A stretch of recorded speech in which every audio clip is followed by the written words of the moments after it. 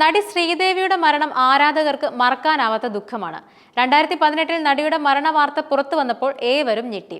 തീർത്തും അപ്രതീക്ഷിതമായിരുന്നു മരണം. ദുബായിൽ ബന്ധുവിന്റെ വിവാഹത്തിൽ പങ്കെടുക്കാൻ എത്തിയതാണ് ശ്രീദേവി. താമസിച്ച ഹോട്ടൽ മുറിയിലെ ബാത്ത് ടബിൽ മുങ്ങി മരിക്കുകയായിരുന്നു നടി. മരണകാരണം സംബന്ധിച്ച പല അഭ്യൂഹങ്ങളും വന്നു. ബാത്ത് ടബിൽ വീണ് മരിക്കുക എന്നത് വിശ്വാസയോഗ്യമല്ലെന്നായിരുന്നു പ്രധാന വാദം. എന്നാൽ ശ്രീദേവി അബോധാവസ്ഥയിലാണ് ടബിൽ വീണതെന്നും വീഴ്ചയിൽ തലയ്ക്ക് പരുക്ക് പറ്റിയിരുന്നെന്നും റിപ്പോർട്ടുകളിൽ പറയുന്നുണ്ട്. ശ്രീദേവിയുടേത് കൊലപാതകമാണെന്ന വാദം ഇപ്പോഴും ശക്തമാണ്. 400 കോടി രൂപയുടെ ഇൻഷുറൻസ് തുകയ്ക്ക് വേണ്ടി ശ്രീദേവിയെ കൊന്നുവെന്നാണ് ആരോപണം. എന്നാൽ ശ്രീദേവിയുടെ ഭർത്താവ് നിർമ്മാതാവ് ബോണി കപൂർ ഈ വാദത്തെ ശക്തമായി എതിർക്കുന്നുമുണ്ട്. കടുത്ത ഡയറ്റിംഗ് ചെയ്തിരുന്ന ശ്രീദേവി പലപ്പോഴും തല കറങ്ങി വീണിട്ടുണ്ടെന്നായിരുന്നു ബോണി കപൂറിന്റെ വാദം. ശ്രീദേവിയുടെ മരണകാരണം സംബന്ധിച്ച് ജ്യോതിഷപ്രകാരമുള്ള ചില വാദങ്ങളാണ് ഇപ്പോൾ ശ്രദ്ധ നേടുന്നത്.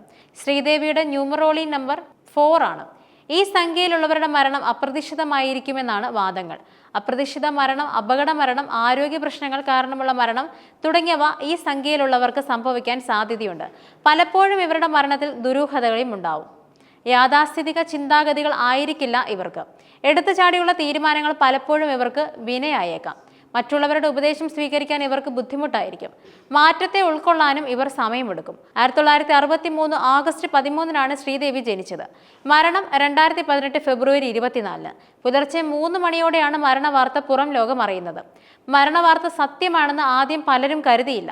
ഹൃദയാഘാതമാണ് മരണകാരണമെന്നും ആദ്യവാദം വന്നു. പിന്നീട് ഇത് ബാത്ത് ടബിൽ മുങ്ങി മരണമാണെന്നും വ്യക്തമായി. ശ്രീദേവിയുടെ മരണത്തിന് പിന്നിലെ ദുരൂഹത ചൂണ്ടിക്കാട്ടി പല വാദങ്ങളും വന്നിട്ടുണ്ട്. തുടരെ കോസ്മെറ്റിക് സർജറികൾ ചെയ്തയാളായിരുന്നു ശ്രീദേവി. ഇത് സംബന്ധിച്ചും ചില വാദങ്ങൾ അക്കാലത്ത് വന്നു. ശ്രീദേവിയുടെ ജീവിതത്തിലുടനീളം നാടകീയതകൾ ഉണ്ടായിട്ടുമുണ്ട്. ബോണി കപൂറുമായുള്ള പ്രണയവും വിവാഹവും എല്ലാം വലിയ തോതിൽ ചർച്ചയായതുമാണ്. ജീവിതത്തെക്കുറിച്ച് എവിടെയും ശ്രീദേവി തുറന്ന് സംസാരിച്ചിരുന്നില്ല. ശ്രീദേവിയുടെ മക്കളായ ജാൻവി കപൂറും ഖുഷി കപൂറും ഇന്ന് സിനിമാ രംഗത്ത് സജീവമാണ്. ശ്രീദേവി മരിച്ച അതേ വർഷമാണ് ജാൻവി അഭിനയ രംഗത്തേക്ക് കടക്കുന്നത്. ജാൻവിയുടെ അരങ്ങേറ്റ ചിത്രം തടക്കിന്റെ റിലീസ് അടുത്തിരിക്കെയാണ് ശ്രീദേവി മരണപ്പെട്ടത്. അമ്മയുടെ മരണം ജാൻവിയെയും ഖുഷിയെയും ഏറെ ബാധിച്ചു. ഖുഷിയുടെ 2 സിനിമകളെ ഇതുവരെ റിലീസ് ചെയ്തിട്ടുള്ളൂ. ആർച്ചീസ് ആയിരുന്നു ആദ്യ സിനിമ. രണ്ടാമത്തെ ചിത്രം നദാനിയാൻ അടുത്തിടെയാണ് റിലീസ് ചെയ്തത്. 2 സിനിമകളും ശ്രദ്ധിക്കപ്പെട്ടിട്ടില്ല.